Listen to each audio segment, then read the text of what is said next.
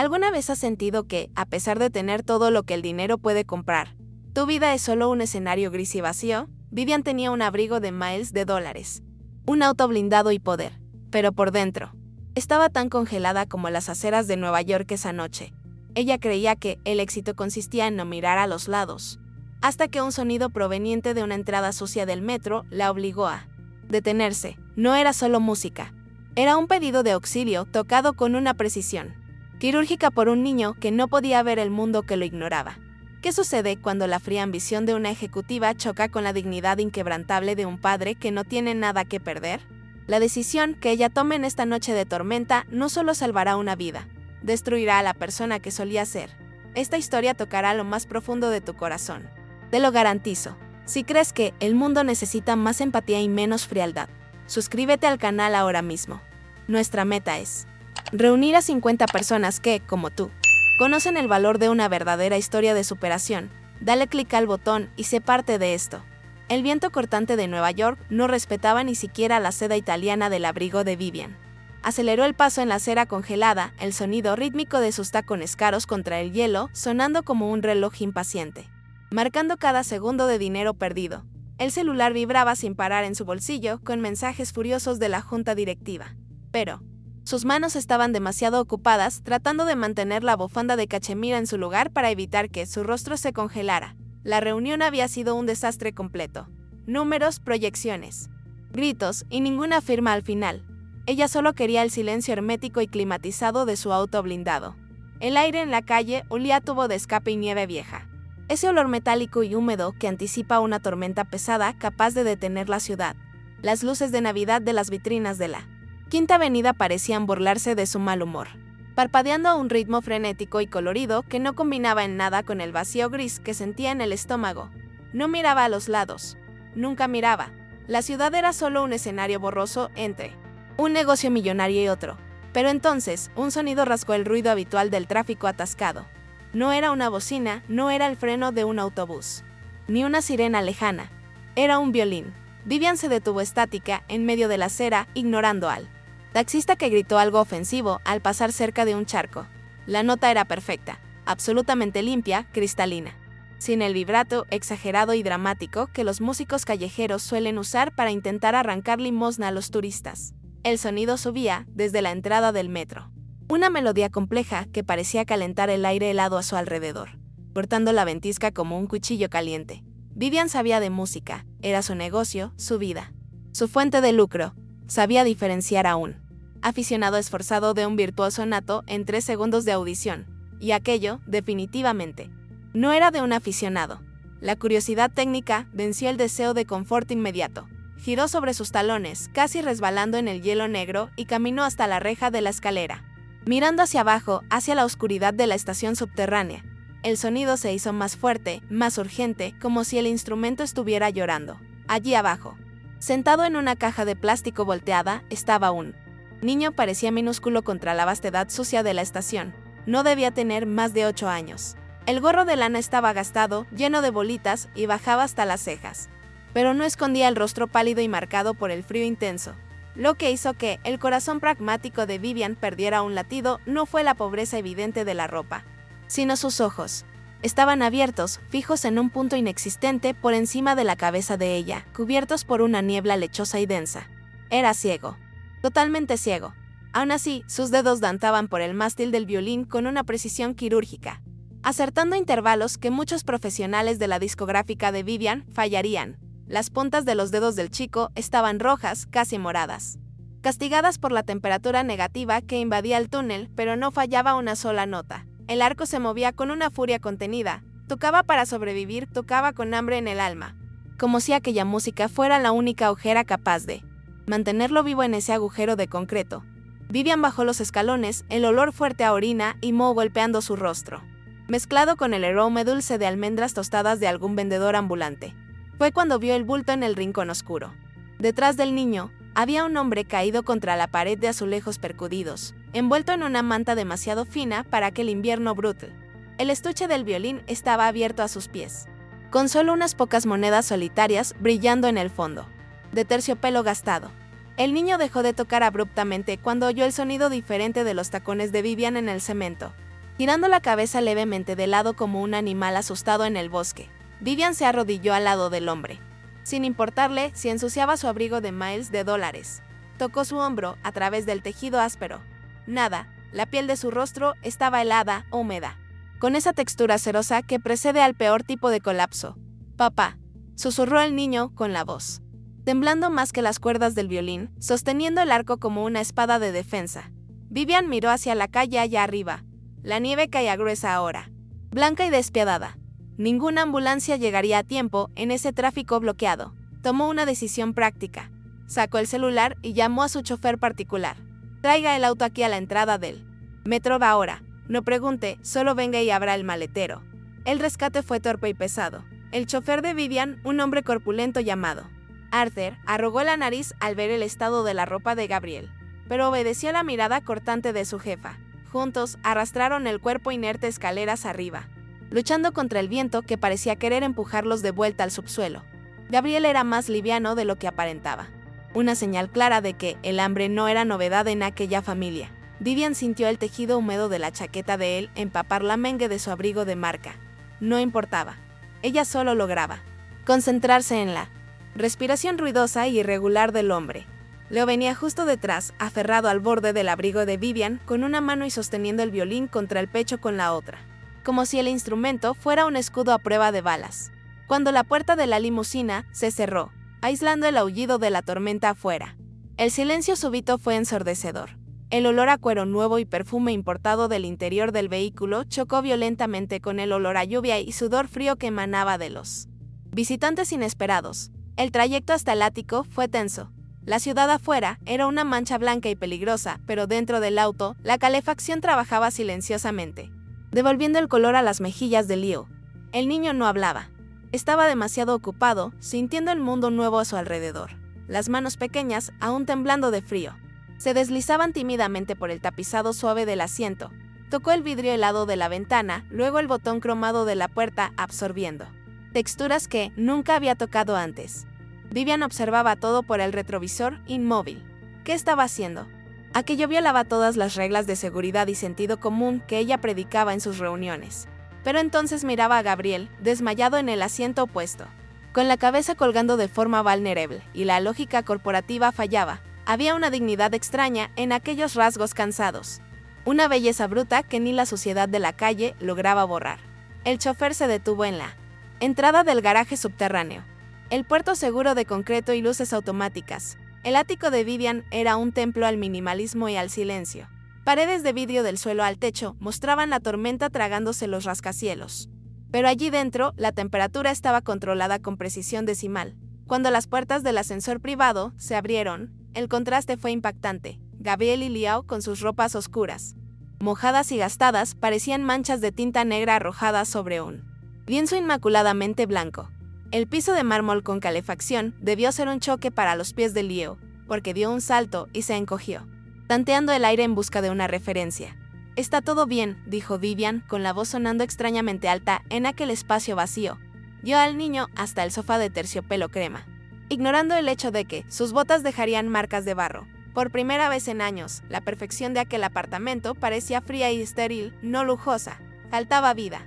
Y la vida acababa de entrar, traída por la ventisca, oliendo a calle y a necesidad. Arthur depositó a Gabriel en el otro sofá, más grande y ancho.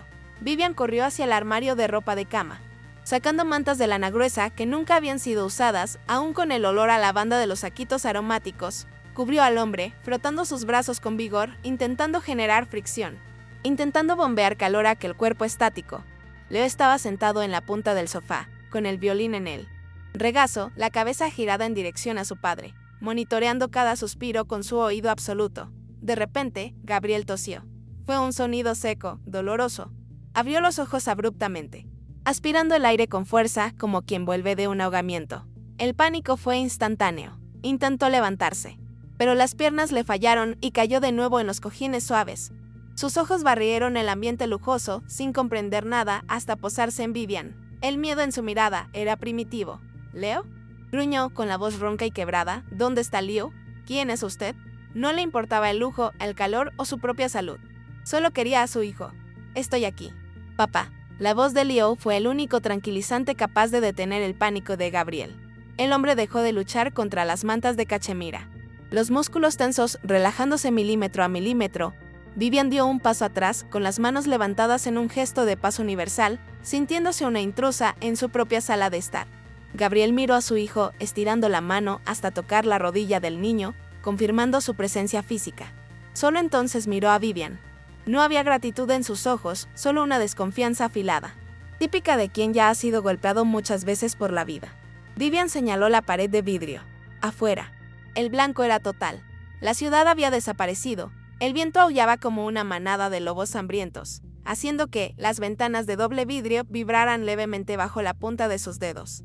Los puentes cerraron, dijo ella, con su tono de voz de reuniones de consejo. Nadie entra. Nadie sale. Están atrapados conmigo. El hambre es una bestia que no respeta etiquetas. El estómago de Gabriel rugió fuerte.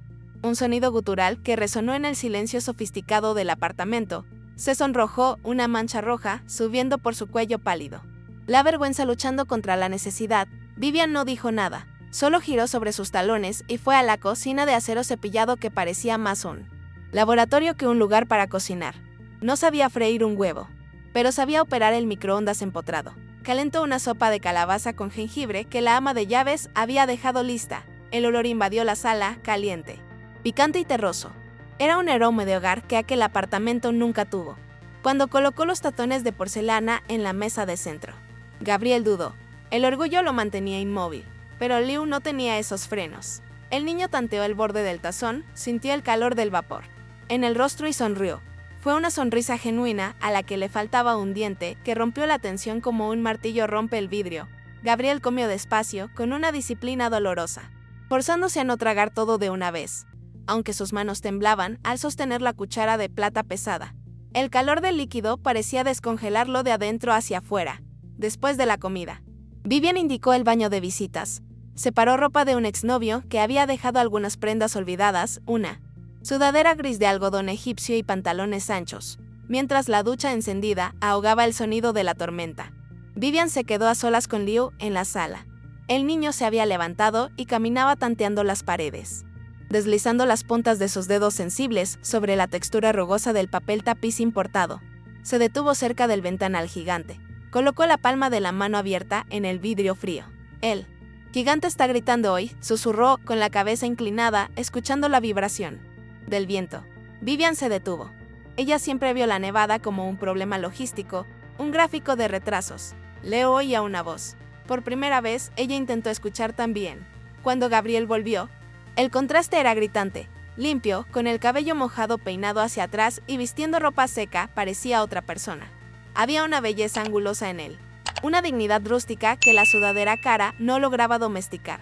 Pero la postura defensiva volvió tan pronto vio a Vivian observando el violín gastado sobre el sofá. Él tiene oído absoluto, dijo Vivian, directa, sin rodeos sociales. Su técnica es cruda, pero la intuición es de un maestro. Gabriel se colocó entre ella y el niño, cruzando los brazos. El olor a jabón caro emanaba de él, pero la mirada era de acero. Él no es un proyecto para su portafolio, respondió Gabriel, con la voz baja y peligrosa. No somos su entretenimiento de tormenta, señora. Vivian sintió el pinchazo. Estaba acostumbrada a ser adulada, a ver personas, suplicando por 5 minutos de su atención. La resistencia de él era algo nuevo, áspero e irritante. El violín reposaba entre ellos como una frontera armada. Vivian no retrocedió, pero el ataque sorpresa de Gabriel la hizo parpadear. Caminó hasta el bar de cristal en el rincón de la sala. El sonido de sus pasos ahogado por la alfombra persa. Sirvió 2 dedos de whisky en un vaso pesado. El hielo crujió al tocar el líquido ámbar. El único ruido en la sala, además de la respiración tensa de los dos. Yo no vendo personas, Gabriel. Yo vendo talento. Y lo que su hijo tiene vale más que este apartamento. Bebió un trago, sintiendo el alcohol quemar la garganta, calentando el frío que aún sentía en los huesos. Gabriel no se movió. Continuaba parado como un guardaespaldas, los puños cerrados a los lados del cuerpo. La miraba no como a una salvadora, sino como a una depredadora con traje de marca. Su desconfianza era una pared sólida. Para él, el mundo de los ricos era solo una boca grande, lista para masticar gente pequeña y escupir los huesos. Leo rompió el punto muerto de la única forma que sabía. Levantó el violín. No pidió permiso. Simplemente encajó el instrumento bajo la barbilla. y pasó el arco. Esta vez no era Bach ni Beethoven. Era algo improvisado. Tocó una nota larga, aguda y trémula. Luego, bajó a un grave ronco. Estaba imitando el viento afuera. El sonido resonó en el techo alto del ático, llenando el vacío minimalista con una textura sonora rica y vibrante. La acústica de la sala era perfecta, casi como una catedral. Gabriel relajó los hombros instantáneamente. La música era su idioma. El territorio seguro, donde ninguna CEO podía dar órdenes. Vivian posó el vaso. Vio al niño sonreír mientras tocaba, inclinando la cabeza para capturar el eco que volvía de las paredes de vidrio. No estaba tocando para pedir dinero. Estaba tocando porque la sala pedía música. El niño se detuvo de repente. Giró el rostro en dirección a la esquina opuesta de la sala, donde una enorme funda de terciopelo negro cubría una forma grande y curva. «Hay un gigante durmiendo allí», dijo Leo, señalando con el arco. Sus cuerdas vibraron cuando toqué el re. Vivian miró el piano de cola Steinway que no se tocaba desde hacía 3 años. Era un mueble de decoración ahora.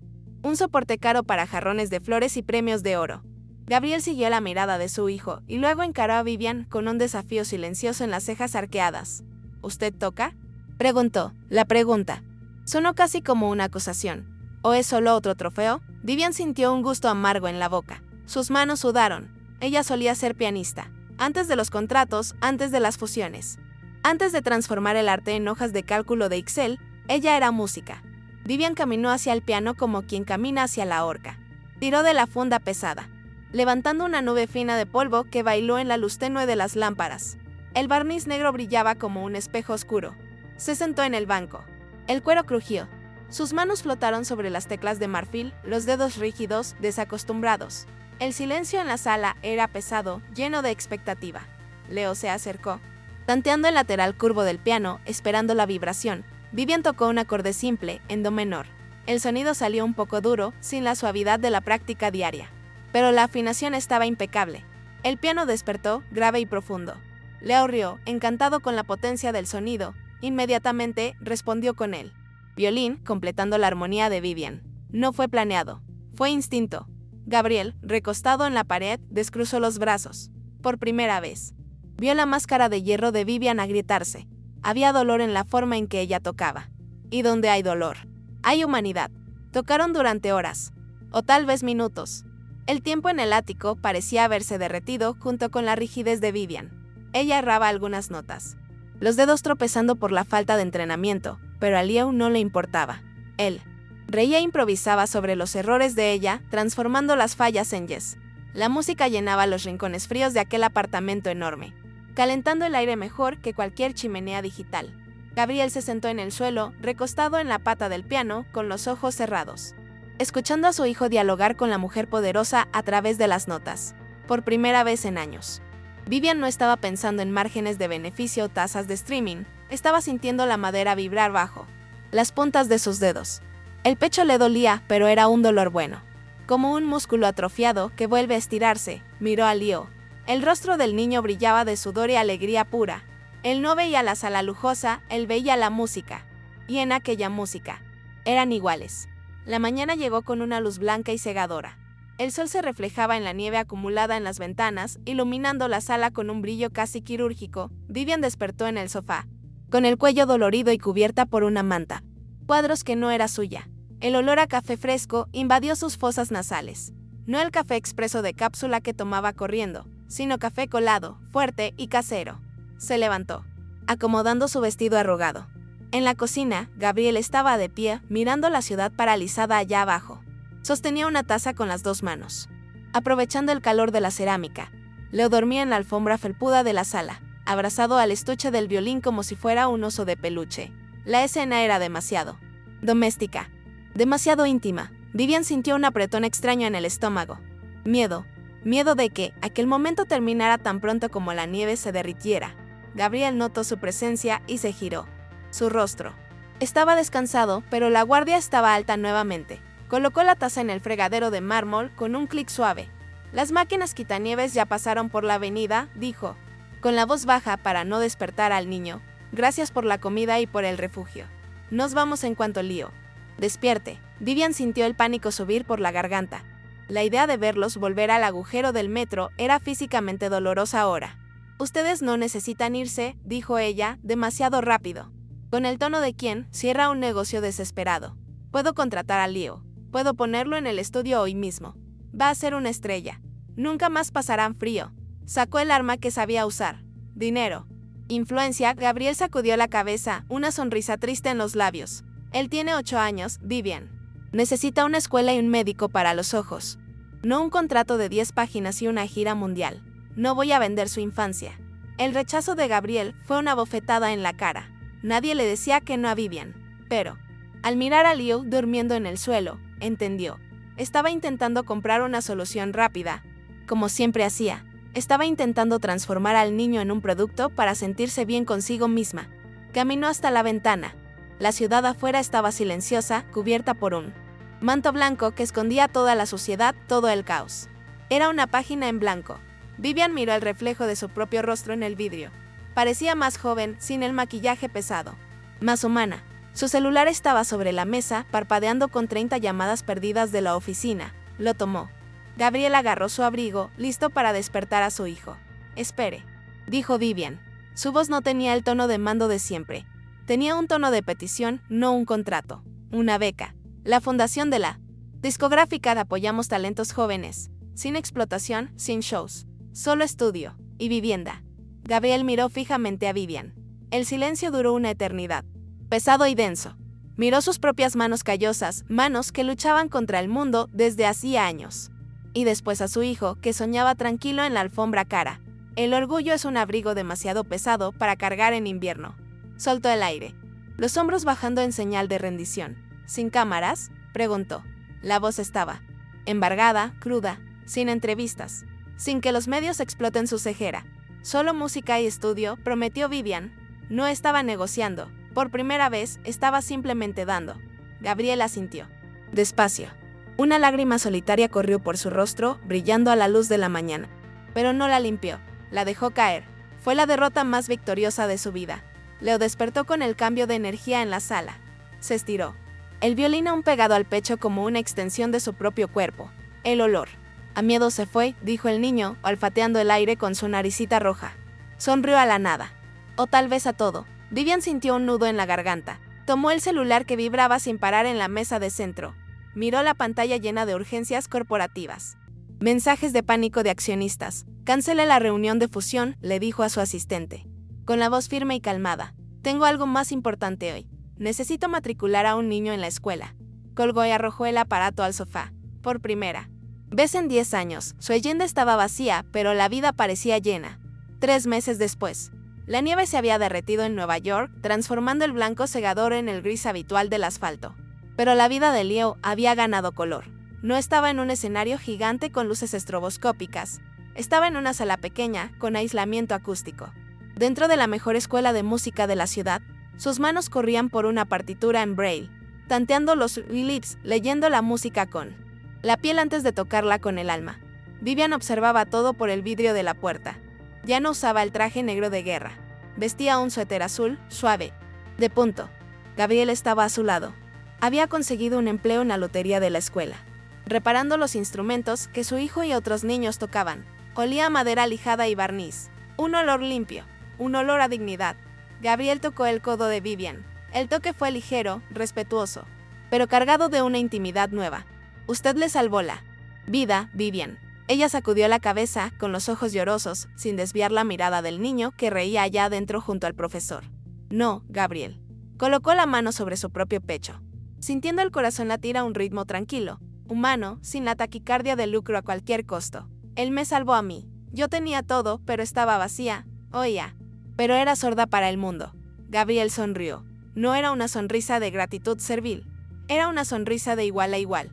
Sostuvo la mano de ella. Su palma era áspera, cálida y real. No había contrato firmado entre ellos, solo una promesa silenciosa de estar allí. Allí dentro, Liu levantó el arco. La música comenzó.